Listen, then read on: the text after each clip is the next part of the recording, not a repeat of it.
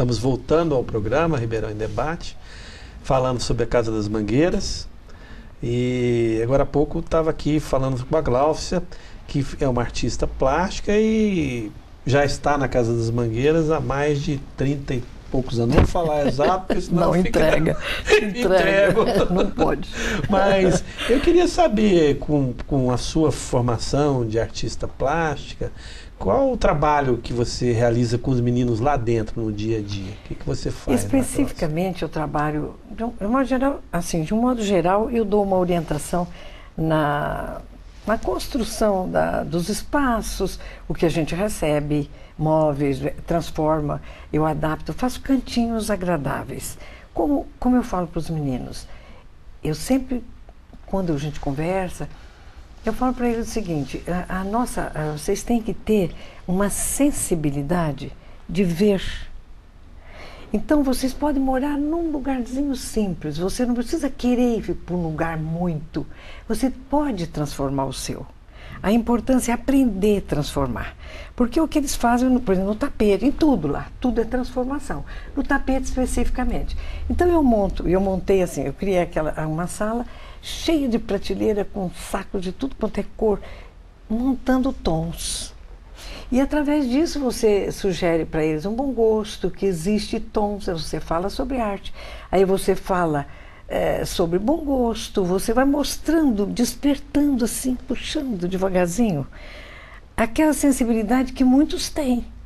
Aliás, uma grande maioria tem, mas que não sabe pôr para fora. Então você mostra como isso pode sair. Então, além dessa sensibilidade, tudo lá é em função de alguma coisa. E essa sensibilidade, além dessa sensibilidade, você vai desenvolvendo com eles, que eu falo todo dia, eles têm que ter responsabilidade. Chega a ser até chata, porque eu sou exigente com as mesas, com a ordem, com a disciplina, porque eu falo para eles têm que terminar tudo, limpar tudo, organizar, pôr no lugar, acerta as mesas, arruma tudo.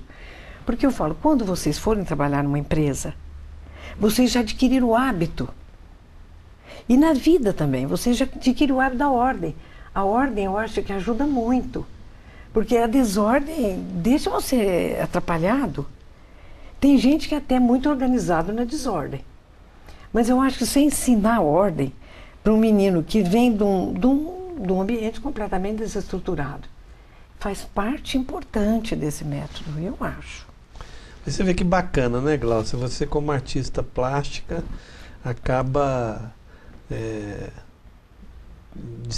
de uma certa maneira, disciplinando os meninos. Sim. E com a arte. E despertando nele a sensibilidade e puxando, sabe? Puxando mesmo. Eu vou puxando. Tem uns que ficam craque. Tem hora que eles falam cada coisa para mim que eu começo a rir. Porque isso que eu falo, e fico assim muito pesarosa e ao mesmo tempo feliz, porque como muita coisa é injusta. Porque às vezes os filhos da gente têm tanto e não vê.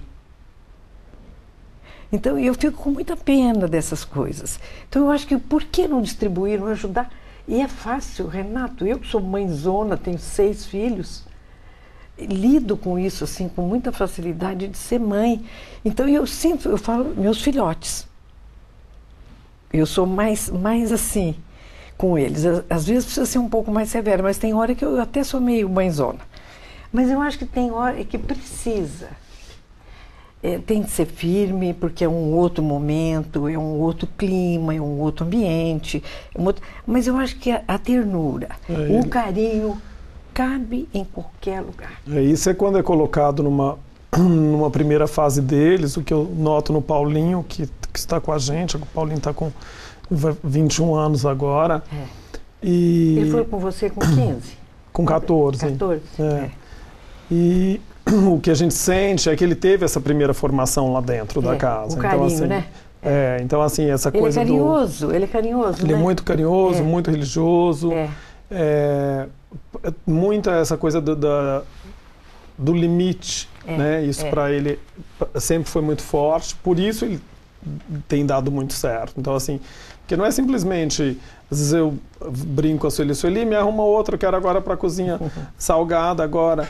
Aí ela, não, estou arrumando, estou treinando. Ela quer, né, me dar alguém que tem o perfil, porque também você não pode ir colocando, porque a frustração também é muito ruim para a criança, né? Então, assim, tem de ser uma coisa que a pessoa tem de ter uma aptidão, tem de ter um lado, isso que vocês fazem lá dentro, que eu acho muito bacana, que é assim, gosta da horta, horta, não gosta do tapete, vai pro tapete. Então, sabe, logicamente, tipo, a criança não quer nenhum, ou seja, ele não quer fazer nada. Apesar disso, Renato, mas a gente também mostra para eles que não pode ficar só escolhendo, porque a vida não é exatamente, de escolha. Então tem que ir e vir. Quer dizer, ele tem que passar cíclico, por todos, né? Cíclico.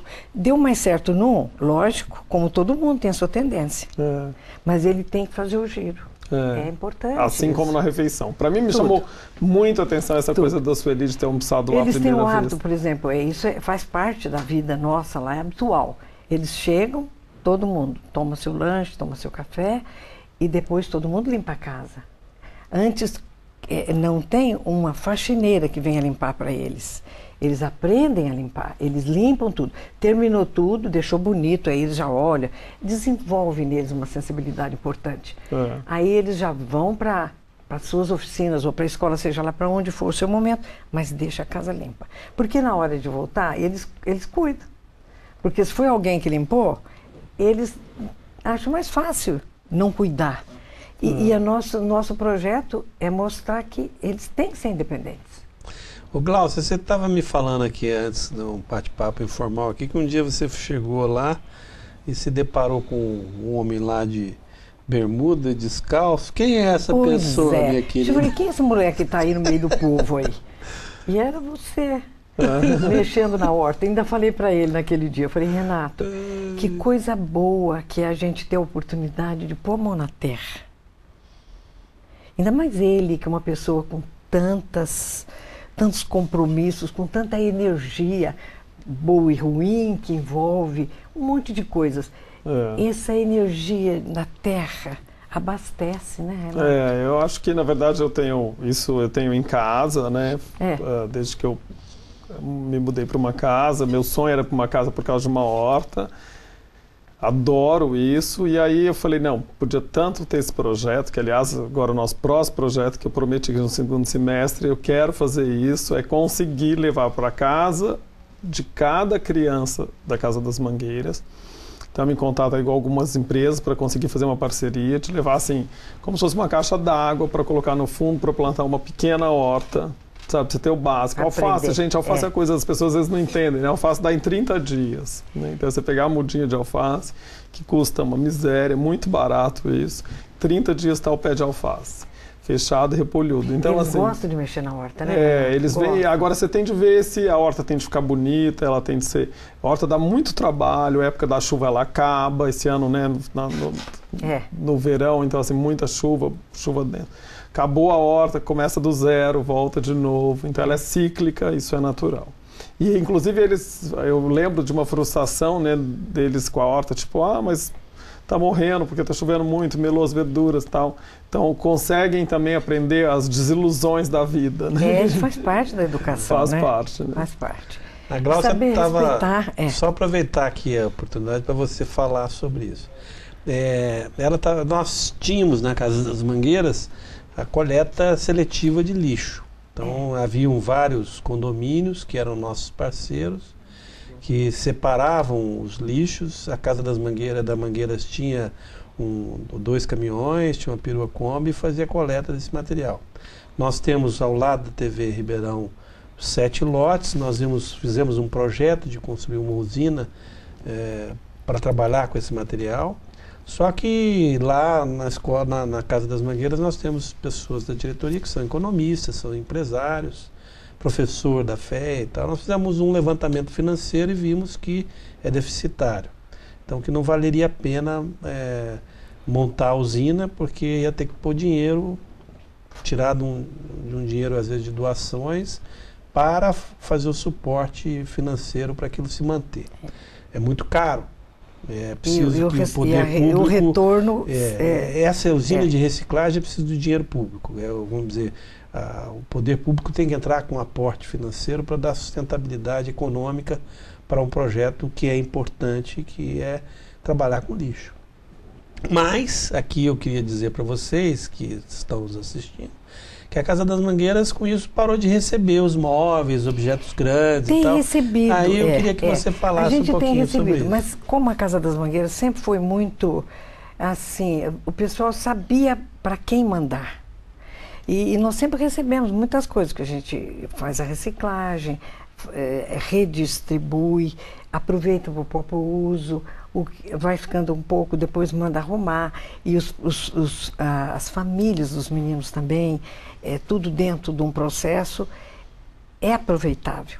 Tudo é aproveitável. São móveis usados, televisão, geladeira. Então, a gente continua assim, por exemplo, não com o lixo doméstico,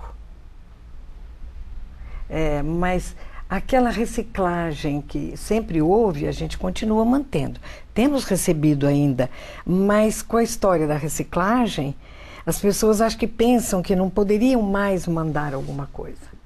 Sabe? Não tudo, mas coisas da casa, pessoais, que sempre mandavam, a gente está sempre aberto, recebendo, e temos para quem distribuir, né? O bacana disso, eu sempre vejo que é essa conscientização. Eu me lembro, acho que Páscoa, alguma coisa tipo, então assim, porque as pessoas sempre lembram desses momentos, né? Na Páscoa, no Dia das Crianças e no Natal. As crianças não vivem dessas três datas. Vivem todo dia, né? Todo dia. Então assim, elas têm vontade de comer chocolate, se não todo dia, mas toda semana, né? Então, é uma coisa que a Sueli tem muito isso, que eu acho muito bacana. Então, assim, às vezes já aconteceu, olha, tem uma empresa que está querendo mandar um chocolate. Não, agora não, Renato. Nós recebemos um ovo de Páscoa fora de época, que foi uma delícia, foi uma festa. Então, assim, sabe, consegue manter essa organização, sabe, pensando que isso não extrapole. Uma vez ela me falou, não, festa agora não, Renata, eles estão tendo festa demais, não deve ter festa tanto desse. Teve uma época que... Então, eu acho que isso ou seja, você chama educação, né? Claro. Isso que é o mais importante de tudo. Sabe, que é manter o equilíbrio. Porque uma hora tem de mais, outra hora tem de menos. Esse que já é o problema deles, nunca tem nada. E tem sempre de menos. Agora, uma hora tem de mais, de menos, também não é educativo. Então, a gente tem que dosar, né, Renato?